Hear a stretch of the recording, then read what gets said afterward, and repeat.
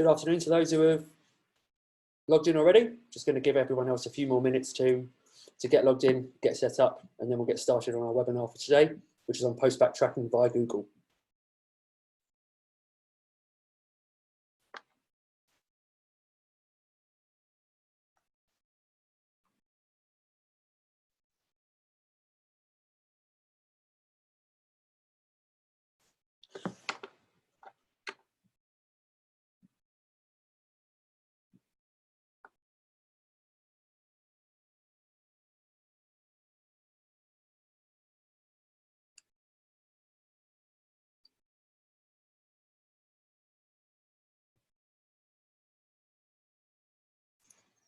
Okay, right, so it's a couple of minutes past 3 o'clock now, we'll get started. So before we begin, today's webinar is going to be 30 minutes long. You can find the recording of today's webinar on YouTube afterwards. You'll also be able to find there all of the previous webinars that we've completed and any future webinars as well. Now, if you do have any questions by the end or throughout, please do add them to our Q&A section, which you can find throughout the Zoom interface, and these will be answered at the end of the webinar.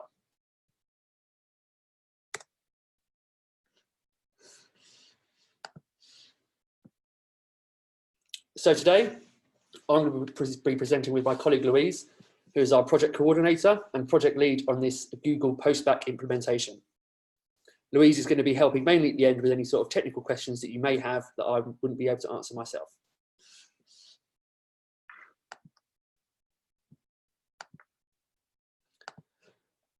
So in terms of today's agenda, here's what we're going to be going over and what hopefully you'll be going away with having learned. What postback tracking is and why it is crucial to growing your dating business. How postback tracking will improve the accuracy of your return on investment and help you make more money. How postback tracking works within Google to give you an accurate ROI for each member that you do acquire. What is changing in the partner portals, current tracking, and what to look out for. So kind of 4 key areas there. So before we venture into the new postback tracking setup, just to review how we currently do track. Within the partner portal, we already track referrals that come through. When someone clicks a link that takes them through to the site, we track that link by the Urchin tracking module, otherwise known as UTM. Now, through this tracking process, we can track the source, we can track the campaign, and we can track the search term used to find that referral link. So in this example, we've used Google as the source. The campaign would be referred to as London dating, and the search term used in this example would be London dating sites. And what you've got there is an example URL of what you might insert into the final URL element of your Google Ads campaign, or indeed any other destination URL link on any sort of ad network that you may be using. Now, this approach, although performing well over the last 10 years, it doesn't enforce the most accurate tracking environment. And this has been feedback that we've been receiving from our partners over the last couple of months. So we took it upon ourselves to make some enhancements to this referral tracking first. So I know it's been an issue for our partners that campaign tracking data has been limited in terms of how long we store it for. Our partners have been losing legacy data, which stops analysis into very long-term potential investment opportunities. So we'll be offering enhanced campaign tracking reports with enhancements being made to the partner portals tracking, and you can be able to gain more accurate referrals. So in summary, we'll now start storing the data for the life of the member. It's no longer going to be restricted for only 18 months, which is somewhat of an issue that has always been raised for our partners. The previous referral tracking was susceptible to bugs, and in some instances, the data did not correlate with the conversion data from advertising networks, which of course isn't ideal. You know, it's very difficult to make any sort of measured and accurate adjustments to your campaigns and your advertising if you're not wholly sure that the data that you're basing those judgments on is wholly accurate. And finally, referral tracking now correctly allows for custom variables to be passed into our database. This not only will allow for the support of postback tracking, but will enhance our legacy UTM tracking ongoing. So, postback tracking. What is it and how does it work? Postback tracking, specifically for Google AdWords, is a method of tracking that uses Google's advertising suite. This will send all revenue back to Google Analytics so that you can optimize campaigns within the Google suite. When a user signs up via a referral link, Postback tracking creates a unique click ID on the initial click. So all conversion data associated with each unique click will be posted straight back into Google Analytics so you can effectively see a campaign's return on investment and spend your money on the campaigns that will make you a higher return and generate the largest LTV.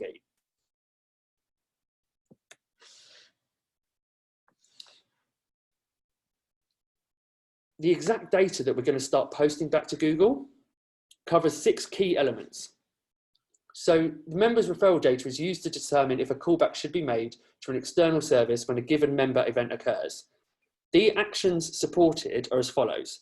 So these are the key pieces of information that we'll be able to track via this new postback method and provide back to Google to ensure that you can look at your campaigns across these 6 key performance indicators. And they are registration, initial, so that's the initial upgrade, rebill, that's when an initial goes on to rebill. A reinitial is where a user has cancelled their initial subscription, become a basic member again, and then re-upgraded to become a full member once again. A refund, of course, is where a user is entitled to a refund or has requested one, and a chargeback, well, we all know what chargebacks are, but luckily what all this data will do is feed back completely in real time into Google Analytics so that you have a complete revenue calculation amount for each individual elements of your account, so campaign, ad group, and keyword level. So the benefits of postback tracking, it's going to allow you to get accurate conversion data without depending on cookies, as postback tracking is powered by a unique click ID. All actions are securely tracked, lowering the risk of mistracking traffic. The ability to report in real time cash generation per campaign. You're going to be getting more accurate return on investment measuring for your acquisition costs, and you can be able to compare these with ease. There'll be easily verifiable data that will allow you to build confidence in your decisions and optimization actions.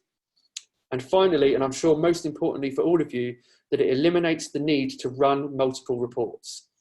You know, we're fully aware here at White Label Dating that over the years, our partners have been requiring much more in-depth data and much more slick tracking and reporting. And we've got to the point now where we may have a couple of reports, one potentially extracted from Google itself and one extracted from our White Label Dating database, that you then have to merge together to be able to analyze your traffic effectively. Postback tracking is intended to eliminate that need. So postback tracking is going to be revolutionary to your businesses. The ease, speed, and accuracy with which you'll be able to track and monitor campaigns will far surpass the current setup. It's going to be saving you time. It's going to allow you to invest greater where you know your campaigns are working to increase all of your key performance indicators. It will allow you to optimize your campaigns straight from your Google account, no more cross-referencing. You have to further target specific members by analyzing traffic on all key performance indicators. Now, it's very easy to, when you're analyzing traffic, to think about simply registrations, conversions, and that initial revenue that may come from that user. But what this will do will allow you to create a complete, almost LTV per member, per campaign, per ad group, per keyword. So you can truly know the finite details of your campaigns and how they're performing. So the setup. There are 5 simple, easy to follow steps to be able to get postback tracking set up for your Google campaigns. Now, don't worry, I'm not expecting any of you to be writing this down. We're going to be following this webinar up with some solid collateral on how you would go about setting up postback tracking for yourselves. So immerse yourself in the webinar, but don't feel the need to write everything down. These 5 steps are: number 1, activate postback on WLD. 2, set up landing pages to track traffic. Number 3, create your goals in Google Analytics. Number 4, link AdWords to Analytics. And finally, number 5, you need to import goals to AdWords. I'll break these 5 elements down now. So firstly, activate Postback within WLD, you need to request from your partner manager that Postback be enabled on all sites you plan to track through this method. Secondly, your partner manager will then send you a list of Postback URL, or Postback URLs rather, and you'll need these later. What you've got there is an example of what those Postback URLs look like. You don't need to write those down or take any pictures. They are uniform for every site, every partner. So we'll share those with you afterwards. So after you've activated Postback within WLD, it's over to you guys, and you'll need to be setting up your landing pages. Now this step is quite simple. You'll need to pull your global site tag from your GA account and ensure it's pasted into the website code of any landing page you wish to track. What you've got there is a screenshot of where you would go in any GA account to find that global site tag. So you'd go to the property that you want to look at, property settings, tracking info, and tracking code. And then you extract that piece of code and embed that in the HTML of any page that you wish to track. The next step is to create goals in Analytics. You're going to need to create a total of 6 goals in Google Analytics for the following, for the events that we've discussed previously: registration, initial, reinitial, rebill, refund, and chargeback. And all of these goals must follow the same criteria. I've included a screenshot there of what the criteria should look like. Again, don't worry about writing it down. We can share all of this detail afterwards. And what you've got on the right there is a screenshot of how the goal needs to be set up within Google Analytics itself.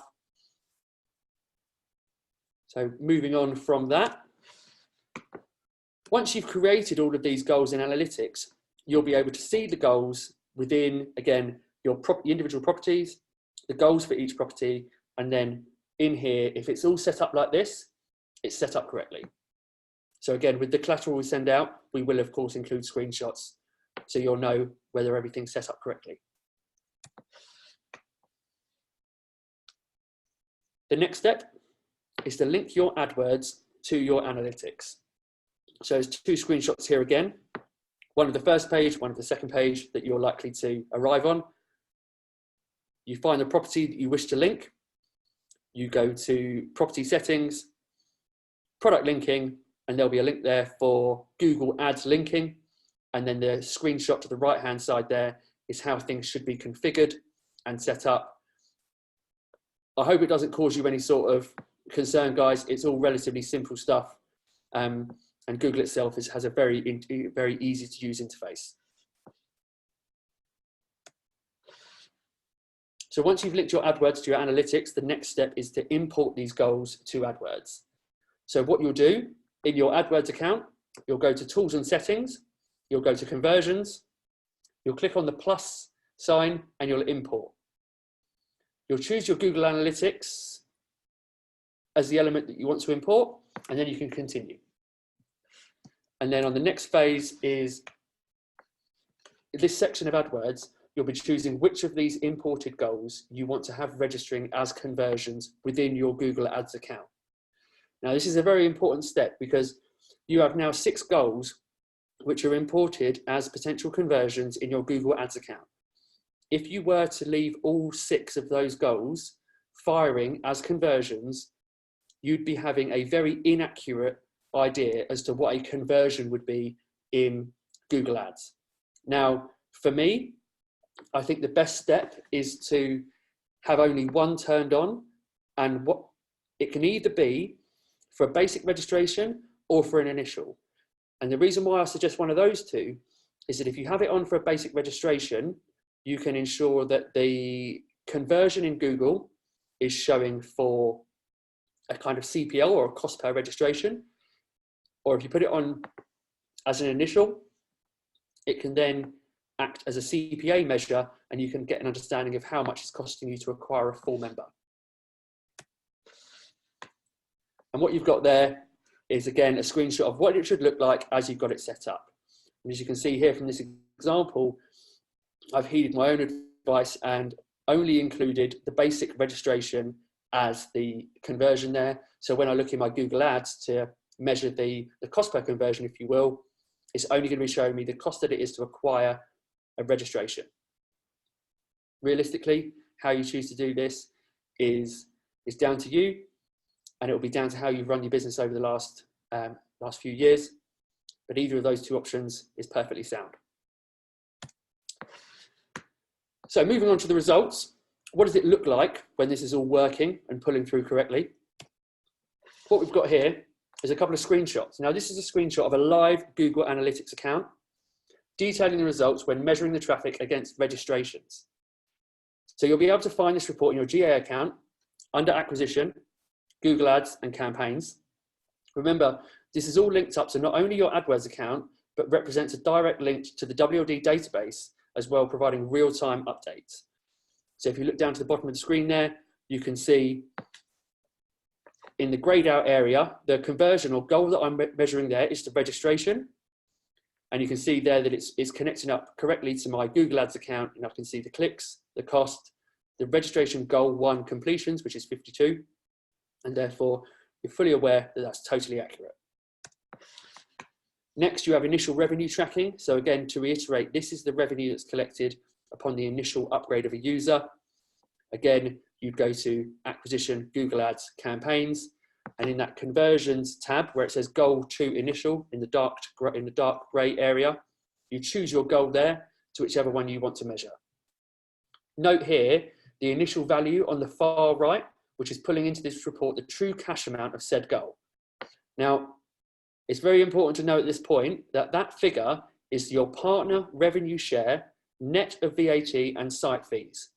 Now, ultimately, that is what you receive as a partner. So that was the figure that we included in there. Final slide here, we've got an example of a reinitial goal firing. In this example, you can see, again, in the bottom right-hand corner, the value is 1. Now, we do, of course, pull in rebill, refund, and chargeback figures as well, and these will be displayed in the exact same format. In terms of where to find help, I'm aware this has been very much a whistle-stop tour of Postback Tracking via Google, and upon launch, the White Label Dating Partner Portal will hold a how-to guide for Postback Tracking via Google. Moreover, each member of the partner team, you've all got account managers here, and if you don't yet, please do contact me or my colleague Seb Hall, who's now the head of White Label Dating. They'll be fully trained on this setup and be on hand to support you. And finally, of course, you've also got access to the Support Google desk where any queries you may have in a self-serve format can hopefully be resolved by the community.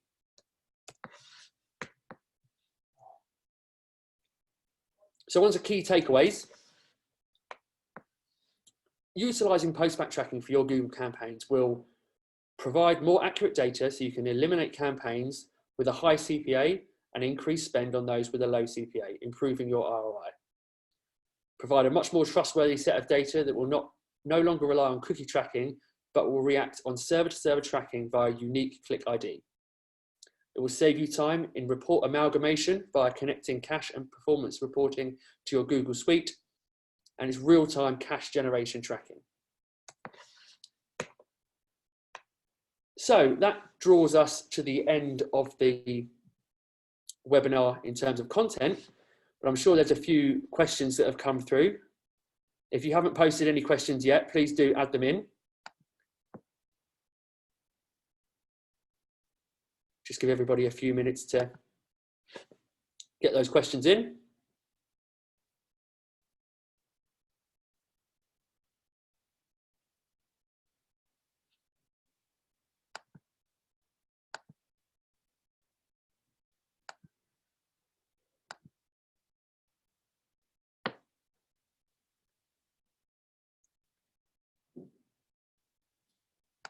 Okay, then interestingly, it looks like we don't actually have any Q&A coming through, which may also be a technical fault on our end. So if you do have any questions that haven't managed to come through or they've not been able to be answered, please do feel free to respond to the invite for the webinar, or indeed email me directly on dadams@whitelabeldating.com, and I'll be happy to answer any questions you may have. Well, thanks for joining, guys. Please keep your eyes peeled for details on our next webinar. All the best now. Bye.